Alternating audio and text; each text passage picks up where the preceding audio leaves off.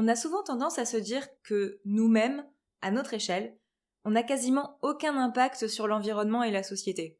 Ou même qu'à l'échelle de notre entreprise, on ne peut pas faire grand-chose parce que c'est une toute petite entreprise. Et pourtant, 50% des salariés français sont dans de petites et très petites entreprises. Et c'est principalement pour ces TPE et PME que Greenscale, qui soutient ce podcast, propose des évaluations d'impact environnemental et sociétal. À partir de 800 €, découvrez quels sont les impacts maîtrisés et ceux sur lesquels votre entreprise doit mener des actions. Il vous conseille sur des actions prioritaires et sur les indicateurs à mettre en place. Et vous verrez que de l'impact, vous pouvez en avoir. Pour en savoir plus, cliquez sur le lien dans la description de cet épisode.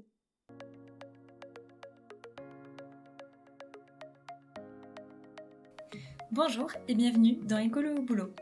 Je suis Cassandre Joly et mon but est de donner du sens au travail à travers l'écologie. Ensemble, nous trouvons des idées, des astuces, de la motivation et de l'inspiration pour rendre son quotidien au travail plus écologique et se sentir utile.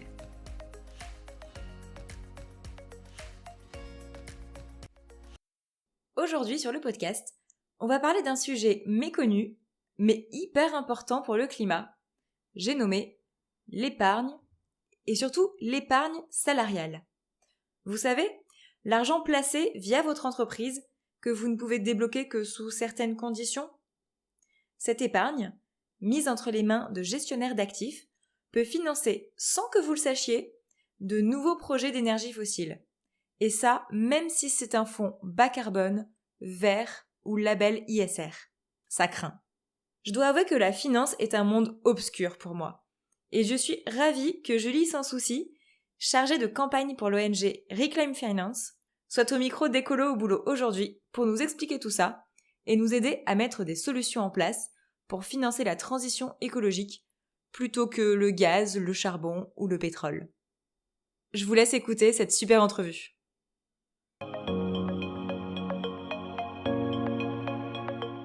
Bonjour Julie, merci d'être sur Écolo au boulot. Bonjour Cassandre. Alors, pour commencer, pour que tout le monde sache ce qu'est Reclaim Finance, est-ce que tu peux nous présenter l'association et puis aussi nous dire quel est ton rôle ? Ça marche. Écoute, Reclaim Finance, c'est une ONG qui s'attaque au problème du dérèglement climatique. Et j'aime bien dire que cette ONG, elle s'attaque à ce problème-là par la racine, en faisant pression en fait sur les soutiens financiers au développement de nouveaux projets fossiles. Et mon rôle dans cette ONG, c'est de mettre en mouvement les acteurs de la société civile sur ce qui lie finance et climat. Alors, ça peut être des acteurs comme des entreprises, ça peut être des collectivités, des salariés, des particuliers. Et en fait, on a tous un rôle à jouer pour veiller à ce que son argent aille au bon endroit. Ok. Et est-ce que tu peux nous décrire un petit peu quel est ton quotidien de chargé de campagne qu'est-ce que tu fais au quotidien pour qu'on arrive à se projeter ? Et du coup, ça dépend des campagnes sur lesquelles je vais travailler, mais du coup, en ce moment, ce qui m'occupe beaucoup, c'est le sujet de l'épargne salariale. Et ce que je fais au quotidien, ça va être, il y a un rôle beaucoup d'accompagnement d'entreprise, donc ça va être discuter avec des salariés d'entreprise, répondre à leurs questions. Il y a aussi un enjeu d'analyse. Donc là, ça va être analyser les pratiques des acteurs financiers, analyser les fonds d'épargne salariale. On va en parler un peu plus tard. Mais voilà à quoi ressemble ma journée. Ok, donc intéressant déjà de savoir qu'on peut s'adresser a priori à ton ONG si on a des questions sur l'épargne salariale. Oui, tout à fait. Ok. Alors donc en effet, on va entrer dans le vif du sujet. Quand on parle d'épargne salariale, on voit que en effet c'est un levier d'action pour pouvoir placer de l'argent au profit de projets à impact positif, mais c'est pas toujours le cas et on n'a pas forcément toujours cette transparence-là de où sont placés ces fonds. Justement, quand on parle de fonds financiers, il y a différents acteurs et quand toi tu fais une campagne sur l'épargne salariale, en fait, cette campagne à qui elle s'adresse, est-ce que c'est aux entreprises, est-ce que c'est aux gestionnaires des fonds, c'est qui les acteurs différents qu'on va retrouver autour de ce projet-là ? Alors, au niveau des acteurs qu'on adresse, ça va être les acteurs financiers dans leur ensemble. l'ONG Reclaim Finance pousse aussi bien les banques, les gestionnaires d'actifs ou les assureurs à évoluer dans leurs pratiques. Et du coup, pour le grand public, il y a des acteurs qu'on connaît assez bien. Ce à quoi on va penser en premier, c'est les banques qu'on connaît, parce qu'elles ont pignon sur rue. Ça va être Crédit Agricole, BNP Paribas, Société Générale, il y a Banque Populaire, Caisse d'Épargne, etc. Donc ça, souvent, c'est des noms qui se retrouvent assez souvent dans la rue quand on marche, tout simplement. Et on voit ça souvent comme des banques des particuliers. Nous, on appelle ça des banques de détail. Mais en fait, ces banques-là, elles ont aussi une branche qui offre des services financiers à des grandes entreprises. Et du coup, ça s'appelle une banque d'investissement. C'est-à-dire que Crédit Agricole va pas seulement prêter à ton voisin. Crédit Agricole va aussi prêter à des grosses entreprises.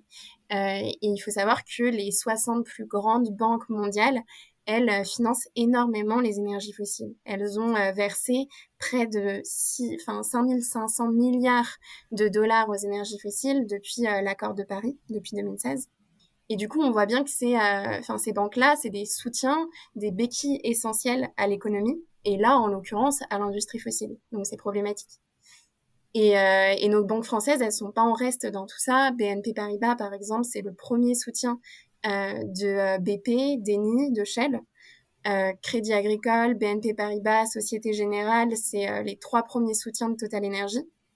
Donc voilà, ça a beau être des banques françaises, on n'a pas forcément l'impression qu'il y a en fait tout cet impact financier derrière, mais c'est des colosses qui jouent aussi dans la cour des grands, même à l'échelle internationale. Et du coup, ces mastodontes, elles ont aussi également une branche de gestion d'actifs qu'on connaît peut-être moins et qui nous intéresse un peu plus pour le cas de l'épargne salariale. Et là, ça va être des acteurs qui sont souvent moins identifiés. Ça va être des noms comme Amundi ou alors Natixis, IM, etc. Et en fait, Amundi, c'est la filiale de Crédit Agricole. Amundi, aujourd'hui, c'est le premier gestionnaire d'actifs en France. Et du coup, voilà, c'est important de faire ces liens-là. Il y a aussi BNP Paribas AM, toutes les gros mastodontes financiers que j'ai pu nommer avant, en fait, ont leur branche de gestion d'actifs. Ok, donc ça veut dire que une entreprise qui investit dans les énergies fossiles, elle peut se faire financer par les grandes banques classiques, et que cet argent, il va venir soit des particuliers, l'épargne qu'on place, mais aussi tous les actifs qui sont placés. En fait, c'est les fonds qui sont placés, ils viennent d'où? Alors, il y a on va dire que là, pareil, il y a différents acteurs et différents services. Quand on parle vraiment de la banque d'investissement, une banque d'investissement, elle va financer une entreprise des fossiles par le prêt, en faisant des prêts, en fait, du coup, à des acteurs comme Total Energy, par exemple. Et les gestionnaires d'actifs, donc ce qu'on évoquait auparavant, les gestionnaires d'actifs vont investir dans des entreprises. Donc, quand je dis investir dans des entreprises, c'est différent du prêt parce que ça va être détenir des actions ou des obligations de ces entreprises-là. Mais c'est une autre manière, en fait, de soutenir financièrement une entreprise. Et comme tu dis, l'argent qu'elles vont utiliser, ces sociétés de gestion, c'est l'argent des épargnants. Et dans le cas de l'épargne salariale, par exemple, avoir de l'argent investi sur un fonds d'épargne salariale chez, par exemple, Amundi, la conséquence, c'est que c'est Amundi, à travers ce fonds d'épargne salariale, qui va investir dans des entreprises. Ok, oui. Donc ça c'est les types de... Enfin, l'argent qui est investi via des actions, via des obligations par ces gestionnaires d'actifs, il vient donc principalement des épargnants qui sont les particuliers ou les salariés via de l'épargne salariale. Il y a d'autres types de flux? Ça peut être des particuliers. Après, il y a plein de personnes il y a plein d'acteurs qui épargnent. Ça peut être aussi des institutionnels qui épargnent. Ça peut être des fonds de pension. Donc là, c'est des sommes qui sont aussi différentes. Mais les particuliers participent bien sûr à alimenter ces fonds. Ok, donc c'est un petit peu tout le monde, quoi. Toute l'épargne qui existe, d'où qu'elle vienne. Voilà, c'est ça. Ok, ça marche. ces gestionnaires d'actifs, quand ils investissent, ils peuvent investir dans ce qu'ils veulent, donc y compris des projets d'énergie fossile? Alors, les gestionnaires d'actifs investissent pas dans des projets, ils vont investir dans des entreprises. Du coup, c'est deux choses un peu différentes. Mais oui, en soi, ils sont pas forcément limités. Ils peuvent investir dans les entreprises qu'ils souhaitent. Après, il y a plein de gestionnaires d'actifs aujourd'hui qui ont une politique d'investissement qui s'applique à eux-mêmes en disant, bah, j'investirai dans ce type d'entreprise, mais pas ce type-là. Et du coup, enfin, on voit des exclusions en fait dans des politiques d'investissement qui vont, enfin, qui peuvent porter sur plein de secteurs différents. Ça peut être le secteur de l'armement, ça peut être aussi le secteur des fossiles. Mais aujourd'hui, bah, les politiques qui sont mises en place par les gestionnaires d'actifs vont pas du tout assez loin quand elles existent sur les énergies fossiles. Sur le charbon, enfin, ça dépend des gestionnaires d'actifs, mais il y a certains gestionnaires d'actifs maintenant qui arrivent à répondre aux enjeux en arrêtant de financer des entreprises qui développent des projets de charbon. Par contre, sur le pétrole et le gaz, c'est absolument pas le cas. Ok, d'accord. Et ça veut dire aussi que, en fait, quand on investit dans une entreprise, si elle a plusieurs activités, on ne sait pas si l'argent il est investi sur, je prends le cas de Total Energy, sur les énergies fossiles ou sur les énergies renouvelables.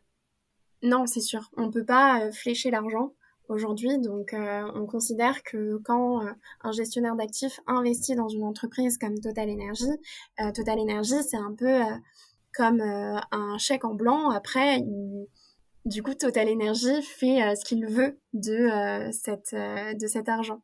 Et et il y a beaucoup de gestionnaires d'actifs aujourd'hui qui se cachent sous le fait que ils investissent dans Total Energy parce que Total Energy serait un acteur de la transition. Aujourd'hui, nous, Reclaim Finance, on se base sur les chiffres. Pour 1 euro investi dans le bas carbone par Total Energy, il y a 3 euros qui vont dans les énergies fossiles, plus de 3 euros, et il y a plus de 4 euros qui partent dans les poches des actionnaires. Et donc, à partir de ce moment-là, à partir du moment où l'investissement de l'entreprise est beaucoup plus dirigé vers les énergies fossiles que vers les énergies renouvelables, on considère que c'est pas du tout une entreprise en transition. Et en plus, Total Energy continue de développer énormément de nouveaux projets de pétrole et de gaz, alors que c'est totalement en désaccord avec ce que nous dit le GIEC pour répondre à l'urgence climatique. Oui, c'est ça. On entend beaucoup parler du projet de ICOP, notamment. Est-ce qu'il y a d'autres projets comme ça qui sont développés alors qu'en effet, tu viens de le dire, euh, si on veut atteindre nos objectifs climatiques, on ne peut pas continuer à développer de nouveaux projets? Ouais, tout à fait. En fait, il y a plein de projets. Il y en a un qui me vient en tête parce que il est très récent, très d'actualité. C'est le projet Papua LNG. C'est un projet qui est développé par Total Energy en Papouasie-Nouvelle-Guinée.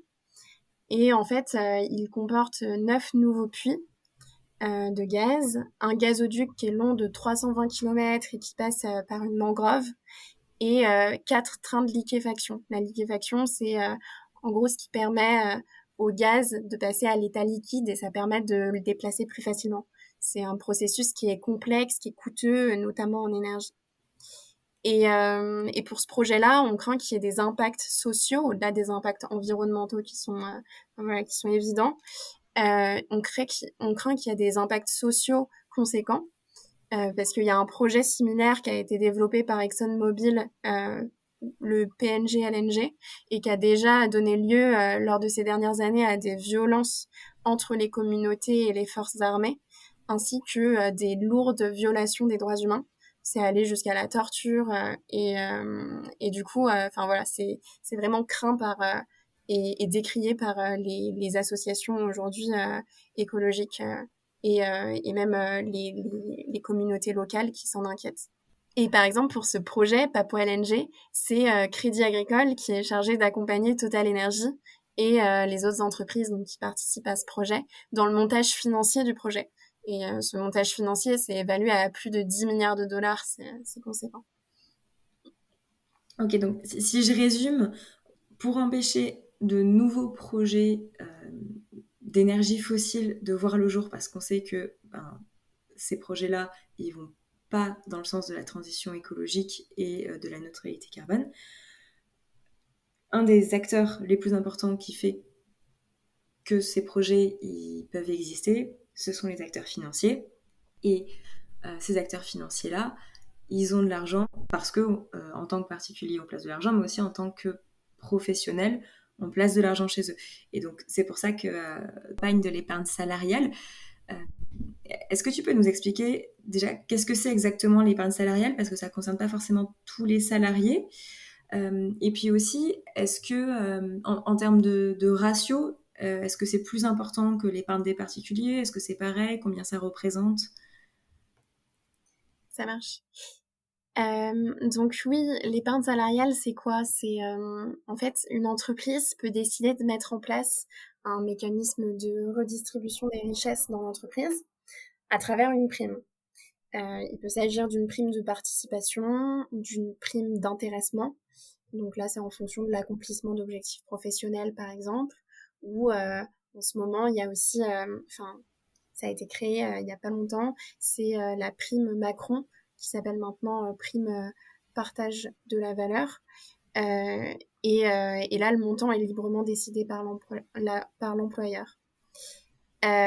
Bref, à travers ces primes-là, le salarié a plusieurs choix. Soit les toucher directement, soit, si l'entreprise le propose, l'investir dans des fonds d'épargne salariale qui sont proposés du coup par l'entreprise avec des avantages fiscaux qui sont avantageux. Et du coup, combien de salariés ça représente en France? C'est quand même beaucoup de salariés parce que c'est un salarié sur deux. Ça représente 12 millions de salariés en France.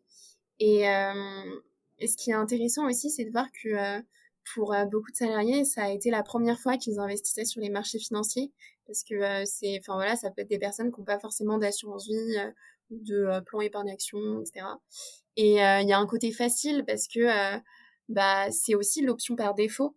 C'est-à-dire que si un salarié ne réalise pas de choix en temps voulu, la prime est directement allouée sur un ou plusieurs fonds d'épargne salariale.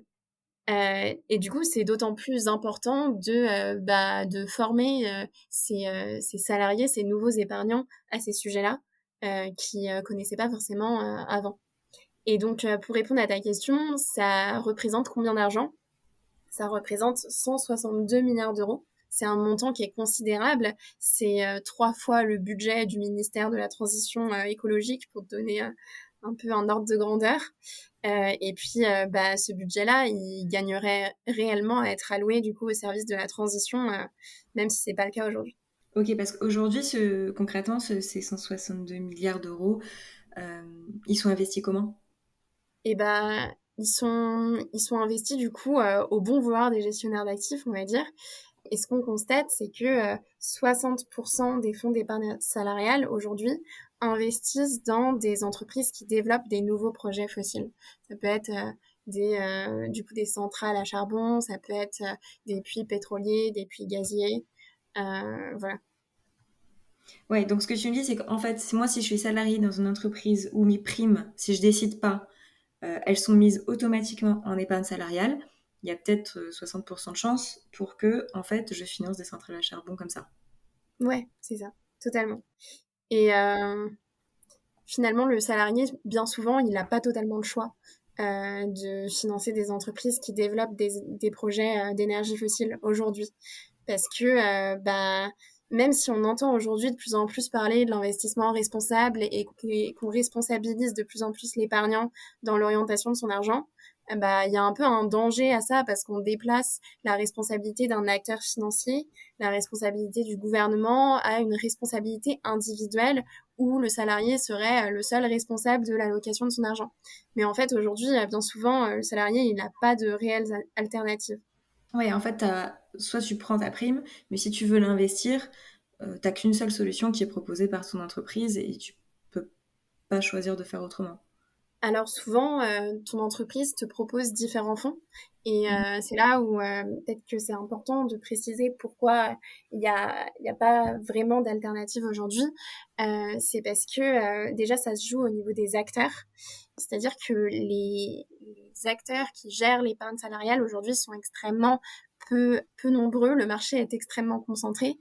Il y a en fait presque 50% du marché qui est géré par Amundi, qui est aussi le premier actionnaire de Total Energy. Et il y a, on va dire, 5 gestionnaires d'actifs qui contrôlent 85% du marché. Donc c'est extrêmement concentré.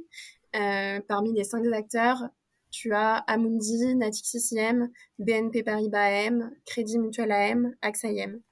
Et en fait, les pratiques de ces acteurs vis-à-vis des énergies fossiles, elles sont pas du tout, mais alors vraiment pas à la hauteur. Et donc voilà, ça c'est le premier problème. C'est-à-dire que finalement, tu as une chance sur deux que tes fonds d'épargne salariale soient gérés par un acteur qui investit voilà, dans ses investissements dans des entreprises qui développent des nouveaux projets fossiles. La deuxième raison, c'est qu'au niveau des fonds d'épargne salariale qui te sont proposés, comme j'ai dit, il y a une majorité aujourd'hui des fonds d'épargne salariale qui investissent dans des entreprises controversées.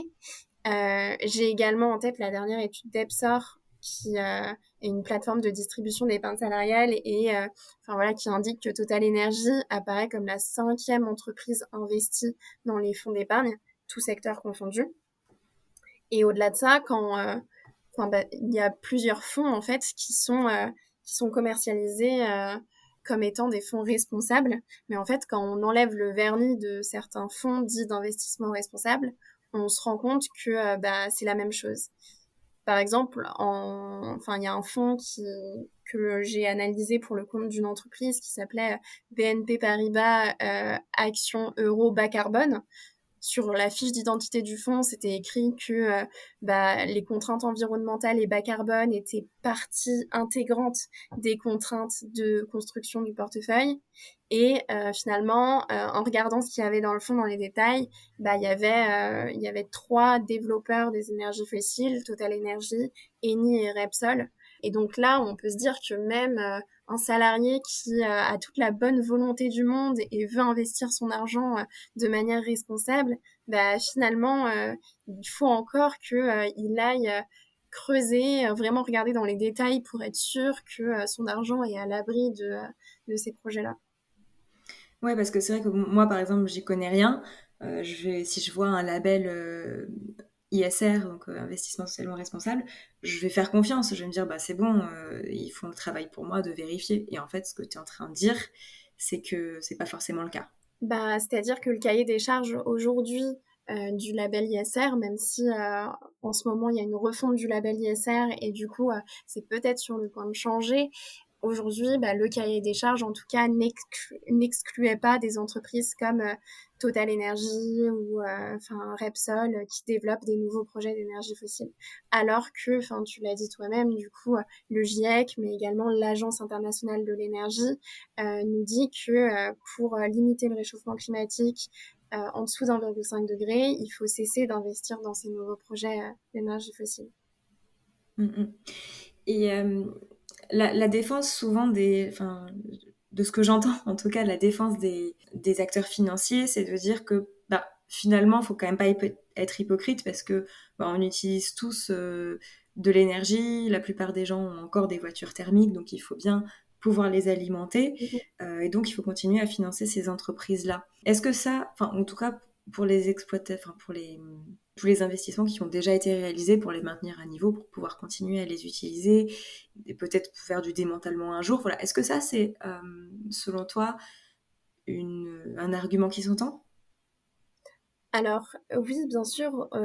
Aujourd'hui, de toute façon, on n'a pas totalement transitionné au tout électrique. Si c'est souhaitable, je ne sais pas. Mais en fait, ce qu'on nous dit aussi, c'est qu'aujourd'hui, les puits de pétrole et les puits de gaz qui sont existants, ils ont une durée de vie. C'est-à-dire que si on arrête d'investir dans des nouveaux projets fossiles, on n'arrête pas pour autant et on ferme pas pour autant du jour au lendemain tous les puits de pétrole et de gaz. C'est sûr que si on fait ça, sans doute que le monde s'arrête demain, mais s'arrête de tourner demain. Mais ce que nous dit encore une fois l'Agence internationale de l'énergie que je cite et qui n'est pas tout à fait des plus progressistes, notamment en termes d'écologie, a un scénario du coup 1,5 degré où il projette en fait de manière très scientifique, justement, cette trajectoire. Et en fait, cette agence nous dit que pour assurer les besoins énergétiques de la population mondiale, il n'y a aucun projet aujourd'hui d'extraction et même des projets du coup de terminaux gaziers qui sont nécessaires. Euh, donc, donc voilà, c'est vraiment là la différence. C'est-à-dire que aujourd'hui, malgré donc ce constat, il y a, on va dire, 90%, voire 95% des entreprises des énergies fossiles qui continuent de développer des nouveaux projets alors qu'on n'en aurait pas besoin. Ok, on est capable d'assurer une transition énergétique sans nouveaux projets. C'est ça, tout à fait. Par contre, il faut investir au bon endroit. Ouais. Ok, bon. Maintenant qu'on a dit ça, vous, l'objectif avec Reclaim Finance, enfin, moi j'ai eu l'idée de parler de ce sujet-là, de l'épargne salariale, parce que j'ai vu votre tribune. Donc vous avez fait une tribune avec d'autres acteurs. On peut les citer? Oui, tout à fait. Avec Printemps écologique, les collectifs, le mouvement Impact France pour un réveil écologique. Le but de cette tribune, c'était de dire, nous, salariés et dirigeants des entreprises, on veut de la transparence sur ce que finance notre épargne salariale. Moi, ma question, alors peut-être que la réponse est dans ma question finalement, mais c'est à quoi ça sert de faire une tribune pour parler de ce sujet-là? En fait, ok, peut-être que ça permet à des gens comme moi de voir ce sujet-là et du coup de vous inviter sur des épisodes de podcast pour en parler. Mais pourquoi vous avez choisi ce moyen-là pour amener le sujet? Et bah, c'est une super bonne question en vrai. Pour moi, cette tribune, elle a été importante pour deux choses. La première chose, c'est que, en fait, il s'agissait d'une des premières fois en France que l'on exposait directement le rôle de l'épargne salariale dans le dérèglement climatique, justement à travers le fait que 60% des fonds d'épargne salariale investissent dans des entreprises qui développent des nouveaux projets d'énergie fossile, et également de son pouvoir comme outil de la transition écologique. Et donc, comme tu dis, Cassandre, c'était un sujet que tu connaissais pas forcément avant. Je pense que pour beaucoup de lecteurs, c'était un sujet qui était encore inconnu. Donc, je pense que cette tribune, elle était importante pour cette raison. Et elle était aussi importante pour une autre raison, c'est que elle a servi de fédérer des chefs d'entreprise et des salariés autour d'un objectif commun. En fait, l'ambition, c'était vraiment de dire que ces acteurs, ils avaient intérêt à travailler ensemble afin de proposer une épargne salariale responsable qui serait alignée aussi bien sur les préoccupations des salariés que sur la raison d'être de beaucoup d'entreprises. D'accord, ouais, finalement, une tribune, ça sert en effet à ce que des personnes aient connaissance du sujet, ce qui a été mon cas et le cas d'autres personnes. Et une tribune à plusieurs, ça permet de peser aussi, je suppose, dans le débat et de se mettre d'accord sur des objectifs communs. C'est ça. Tout à fait. Et du coup, ça a permis justement à ce collectif-là que tu citais avant de créer un site internet commun qui s'appelle épargne salariale pour le climat.org et qui est un petit peu la boîte à outils pour les salariés et les chefs d'entreprise qui veulent mettre en place une épargne salariale responsable au sein de leur entreprise.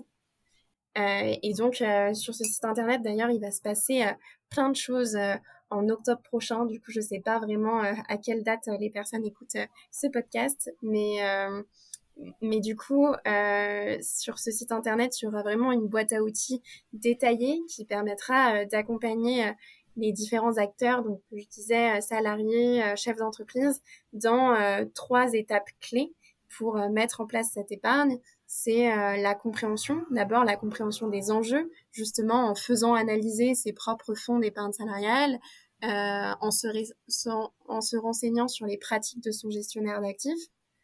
Le deuxième grand volet, ça va être en sensibilisant, parce que, comme on l'a dit, c'est un sujet aujourd'hui qui est un peu technique, qui est pas très sexy, et du coup, il y a pas mal de personnes qui sont pas forcément au courant. Donc, l'idée, c'est de sensibiliser ses collègues, de sensibiliser les représentants de salariés, la direction à ces sujets-là. Et puis, il y a un dernier volet qui est le volet action, où là, on s'organise vraiment pour mettre en place une épargne salariale différente. Alors, ça peut être en passant par un autre gestionnaire d'actifs qui serait plus responsable, mais ça peut être également en interpellant son gestionnaire d'actifs existant, en envoyant des lettres, en rédigeant un cahier des charges qui est très strict au niveau de ce qu'on demande à ce gestionnaire d'actifs-là. Enfin bref, il y a plein de manières d'agir. Ok, et par exemple, la boîte à outils, elle va nous aider à rédiger ces lettres et ces cahiers des charges stricts avec les clauses qui sont importantes. Ouais, c'est ça, tout à fait. Trop bien. Ok, bon bah je mettrai évidemment le lien dans la description de l'épisode si vous ne l'avez pas noté. Trop bien. Et justement, je voulais qu'on parle des solutions face à ce constat-là, un peu de manque de transparence et de manque de choix. Tu nous as dit que tu as accompagné des entreprises et des salariés. Euh, Concrètement, comment ça se passe? Qu'est-ce qu'elles ont pu changer, ces entreprises? Est-ce que c'est une démarche qui est compliquée? Enfin, à quoi il faut s'attendre? Est-ce que c'est long? Euh, Est-ce que, bah, tu vois, il y a un peu des arguments que les gestionnaires d'actifs vont nous donner qu'on va penser acceptables alors qu'en fait, ça déguise autre chose. Enfin, voilà, est-ce qu'il y a des pièges dans lesquels il ne faut pas tomber? Est-ce que tu peux nous dire un petit peu comment ça se passe quand vous accompagnez des entreprises pour essayer d'analyser leurs fonds et de faire changer les choses? Donc en effet, aujourd'hui, on accompagne en tout et pour tout une trentaine d'entreprises, enfin plutôt on accompagne des salariés d'une trentaine d'entreprises et ça grandit encore. On a notamment beaucoup de grands comptes dans ces 30 entreprises, mais on a aussi quelques petites entreprises et on invite vraiment tout le monde à nous contacter pour justement bénéficier d'un accompagnement sur ces sujets. Ça fait pour l'instant que depuis mars dernier qu'on accompagne des entreprises. L'entreprise, enfin une épargne salariale, ça ne change pas pour tout en un jour. Donc forcément, ça prend du temps. Néanmoins, il y a plusieurs actions qui ont été mises en place. Il y a une lettre qui a été envoyée par une entreprise à son gestionnaire d'actifs. Il y a plusieurs présentations à la fois à destination des salariés de l'entreprise pour les former, mais aussi à destination des représentants du personnel qui ont en fait vraiment un rôle à jouer dans justement la mise en place de l'épargne salariale qui ont été mises en place. Il y a aussi une réflexion du coup en cours sur un cahier des charges pour préparer un prochain appel d'offres. Et puis, il y a surtout eu beaucoup de sensibilisation. En fait, on a décrypté l'épargne salariale de ces 30 entreprises. Donc souvent, ce que ça crée, c'est souvent une déception. Enfin, une déception quand on analyse ces fonds. Les salariés sont souvent bien étonnés des entreprises qu'ils peuvent retrouver dans leur fonds qu'ils pensaient être le plus engagé. Donc je pense que cette analyse-là, elle permet déjà de poser un état des lieux et puis à partir de ce constat, de mobiliser les bonnes parties prenantes dans l'entreprise pour faire bouger les choses. Donc pas mal de choses mises en place, mais c'est vrai que voilà, ça demande beaucoup de pédagogie encore aujourd'hui. Et puis tu me demandais aussi sur les obstacles ou alors Oui, voilà, c'est ça. Est-ce que dans ton expérience, il y a bah voilà, des arguments auxquels les salariés n'ont pas forcément su répondre sur le coup, ou en effet des obstacles qu'ils ont rencontrés, et voilà, est-ce qu'on peut se servir de leur retour d'expérience pour les contourner? j'en vois surtout un, c'est que c'est un sujet enfin, déjà qui est encore un peu brumeux, donc qui demande beaucoup de pédagogie. Donc, avant de révolutionner l'épargne salariale dans son entreprise, surtout quand on est dans une grosse entreprise, il faut faire énormément de sensibilisation. Et au-delà de ça, c'est un sujet qui peut aussi tendre certaines relations dans l'entreprise et il est vraiment important d'en discuter en amont, notamment d'agir aux côtés des représentants du personnel qui sont légitimes pour agir sur ces sujets. Et c'est ce qu'on encourage toujours en premier lieu, c'est vraiment d'en discuter avec les représentants du personnel parce que c'est les plus à même en fait à changer les choses ou en tout cas c'est ceux qui sont les plus à même à négocier avec la direction pour essayer de changer le gestionnaire d'actifs ou changer le contenu des fonds, etc. Ouais, justement, c'est une question que je voulais te poser. Tu parles il faut de beaucoup sensibiliser, de faire beaucoup de pédagogie. Est-ce qu'il y a des acteurs en priorité avec qui il faut échanger? Donc, je comprends qu'il y a les représentants du personnel. Euh, et après, peut-être au niveau direction, avec qui est-ce qu'il faut discuter de ça? Et bah finalement ça va être représentant du personnel et après ça va être la direction au sens large qu'il va falloir solliciter. Il y a pas forcément d'acteurs privilégiés, ça dépend vraiment du contexte de chaque entreprise. C'est compliqué de donner une règle qui marche pour toutes les entreprises, mais pour certaines entreprises, ça va être plutôt le RH qui va être spécialisé sur ces questions. Dans d'autres entreprises, ça va être plutôt le responsable développement durable qui va se saisir de ce sujet. Donc, faut aussi savoir identifier ses alliés en interne, mais voilà. Oui, d'accord, ok, ouais, c'est pas, ça dépend de chaque entreprise, c'est pas forcément les RH qui gèrent ce sujet-là. Non, Ou le non, ça DAF, ok. dépend vraiment. Mm. Ok, ok. Et concrètement, donc on a dit qu'il y a quelque chose à éviter, c'est que l'argent de l'épargne salariale, elle aille financer de nouveaux projets d'énergie fossile. Mais dans la tribune, l'objectif, c'était aussi de dire on veut que notre argent, il finance la transition écologique. Et là-dessus, Mm. est-ce que tu as des recommandations à faire pour que cet argent il soit bien placé et placé dans cet objectif-là? Et pour ça, on a réfléchi du coup avec le collectif à un manifeste sur l'épargne salariale au service du climat qui définit un petit peu les différents critères qu'on demande à notre gestionnaire d'actifs et à nos fonds pour qu'ils soient réellement investis en faveur de la transition écologique. Et donc, ce manifeste, il comporte trois piliers. Le premier, c'est avoir des fonds d'épargne transparents, parce que la transparence, c'est la première étape essentielle afin de s'assurer que celles-ci soutiennent les secteurs de la transition. Aujourd'hui, accéder à la composition des fonds, c'est encore une démarche trop laborieuse. L'idée, c'est vraiment que les gestionnaires d'actifs développent des outils de vulgarisation, notamment un indicateur qui te permettrait de savoir d'un coup d'œil si un fonds a été exposé à des entreprises controversées ou non. Donc c'est vraiment faire un gros travail au niveau de la transparence. Le deuxième pilier, c'est vraiment avoir des fonds d'épargne salariale aujourd'hui qui ne nuisent pas au climat. C'est vraiment la première règle d'or avant même d'investir dans des secteurs de la transition écologique. Ça, voilà, il y a plein de gestionnaires d'actifs aujourd'hui qui proposent des fonds qui investissent en direction de la transition, mais en fait, d'une main, ils font ça et de l'autre main, dans le même fonds, ils vont investir dans des acteurs qui sont pas forcément très, très vertueux.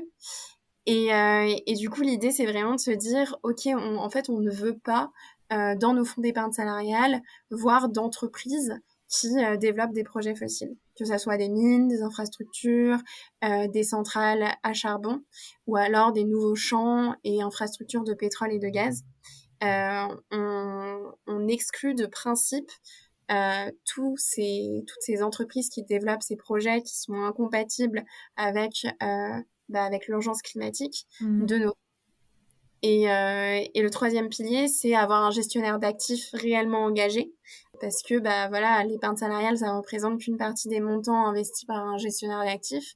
Et du coup, on veut que notre gestionnaire d'actifs s'engage concrètement à user de son influence auprès des entreprises pour, pour les faire évoluer. Et voilà. Ok, donc transparence, ne pas nuire et être réellement engagé, c'est les trois piliers du manifeste pour une épargne salariale qui va être au service du climat. Tout à fait. Je me demandais, une épargne salariale qui correspondrait à ces critères, est-ce que un obstacle, ça peut pas être de dire qu'elle va être moins rémunératrice parce que je suppose que les banques traditionnelles investissent dans les énergies fossiles parce que ça rapporte. Est-ce que voilà, avoir une épargne au service du climat, ça va être perdre de l'argent au final? Alors chez Reclaim Finance, on n'est vraiment pas des conseillers financiers, donc j'aurais un peu du mal à te répondre, mais ce que je peux dire, c'est qu'aujourd'hui, il y a des études qui prouvent que investir dans les énergies fossiles, ça rapporte plus, et il y a des études qui prouvent le contraire. Majoritairement, les études s'entendent sur le fait que ne pas investir dans des entreprises controversées, c'est être plus résilient en temps de crise. Mais voilà, je m'étendrai pas sur l'aspect financier parce que tout simplement, c'est pas ma spécialité. Ouais. Et voilà, il y a des conseillers financiers qui seront beaucoup mieux que moi à faire ce travail. Ok, d'accord. Mais ça veut dire que voilà, si c'est un argument qu'on nous oppose, on peut trouver des personnes pour y répondre ou des études. Tout à fait. Ça marche. Une dernière question sur le sujet, si on veut commencer à sensibiliser dans son entreprise sur le sujet. Donc en tant que salarié, qu'est-ce qu'on peut faire en première étape, en première démarche, si on sait qu'on a de l'épargne salariale dans notre entreprise et qu'on veut aller voir comment ce que ça finance exactement, et si on veut en parler autour de nous, quelle est la manière que tu nous conseillerais d'utiliser pour faire ça un peu dans la douceur, surtout quand on n'est pas des grands connaisseurs. Et bah du coup, je vous encourage à aller sur le site Épargne salariale pour le climat. Il y a un formulaire contact qui permet de me contacter directement. Et souvent, la première étape qu'on peut faire ensemble, c'est analyser vos fonds existants et essayer de comprendre un petit peu les enjeux autour de ça. C'est vraiment voilà ce qui va permettre, c'est un document qui va permettre aussi de rassembler dans votre entreprise et de commencer à faire parler. Donc pour moi, c'est vraiment la première chose à mettre en place. Ok, trop bien. Et puis ça répond à ma question de comment on fait pour te contacter. Donc sur le site épargnesalarialepourleclimat.org, il y a un formulaire contact. Et à partir de là, on n'est plus seul. C'est ça. Trop bien. Écoute, merci beaucoup pour toutes ces informations que tu nous as données. J'ai quand même coutume de terminer par une dernière question qui peut être d'ordre plus général. Mais voilà, le podcast s'appelle Écolo au boulot. Donc, quel conseil Écolo au boulot, est-ce que tu peux donner aux personnes qui nous écoutent? Du coup, mon conseil, c'est peut-être de continuer à s'interroger sur le rôle du salarié et de l'entreprise dans la transition écologique. Mais du coup, je pense qu'en continuant d'écouter ce podcast, on est sans doute bien parti.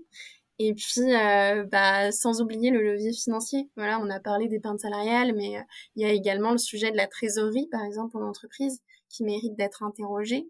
Par quelle banque passe mon entreprise pour ses services bancaires? Et puis, si je peux un peu prêcher ma paroisse, c'est aussi de voir au-delà de l'entreprise. La finance, elle est partout. On peut faire plein d'actions.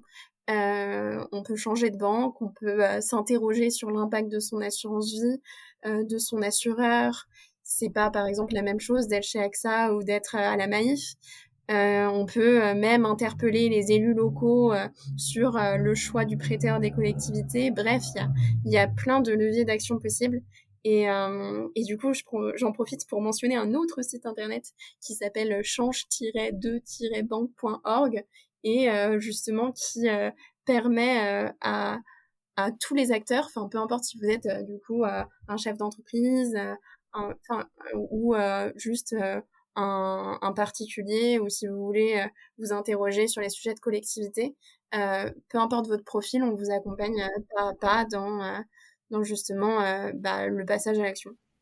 Trop bien. Eh ben, écoute, merci pour toutes ces ressources complémentaires qui vont nous donner un petit peu d'analyse personnelle et dans notre entreprise à faire.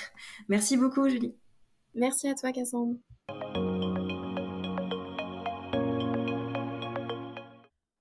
En terminant cet épisode, je me dis vraiment que comme souvent, on fait mal sans le savoir. Mais forcément, la finance c'est un sujet compliqué, on ne s'y intéresse pas trop, et du coup les acteurs, ils font ce qu'ils veulent. C'est pour ça que le rôle des salariés et des dirigeants pour rediriger l'épargne salariale au profit du climat, et pas le contraire, est extrêmement important. Et bien plus important en termes d'impact que nos éco-gestes du quotidien, je crois. Bon, on continue d'être cohérent avec nos éco-gestes, mais prendre conscience de notre pouvoir sur des aspects plus éloignés, plus stratégiques et structurels comme la finance, c'est incontournable. Alors qu'est-ce qu'on peut faire ? Premièrement, à son niveau, Comme souvent, on commence par se confronter au sujet, à comprendre les enjeux et aller se renseigner sur notre fonds d'épargne salariale. Ensuite, niveau 2, on peut aller en parler à des collègues, aux représentants du personnel, aux membres de la direction qui, très probablement, n'étaient pas au courant non plus de l'utilisation de l'épargne salariale. Et enfin, niveau 3, au niveau de toute l'entreprise, vous pouvez solliciter votre gestionnaire d'actifs pour lui demander des détails sur les placements, ou alors en choisir un autre qui va mieux répondre aux 3 critères indispensables d'une épargne salariale qui va être vraiment au service du climat.